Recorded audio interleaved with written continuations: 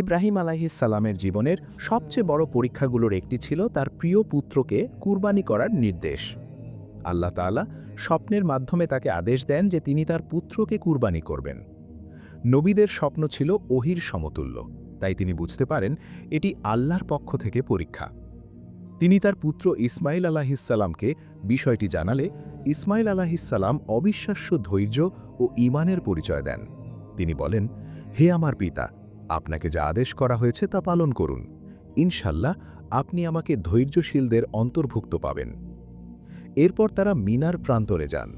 ইব্রাহিম আলাইহিসসালাম ছেলের চোখ বেঁধে কুরবানি করার প্রস্তুতি নেন যাতে পিতৃস্নেহ বাধা না হয়ে দাঁড়ায়। ঠিক সেই মুহূর্তে আল্লাহ তাদের ডাক দেন। এটি ছিল একটি পরীক্ষা মাত্র। আল্লাহ ইসমাইল আলাইহিসসালামের পরিবর্তে একটি দুম্বা পাঠিয়ে দেন, যা কুরবানি করা হয়। এভাবে আল্লাহ তাদের ঈমান ও আনুগত্যকে কবুল করেন। এই ঘটনাকে স্মরণ করেই মুসলিমরা প্রতি বছর ঈদুল আজহা পালন করে এবং কুরবানি দেয়।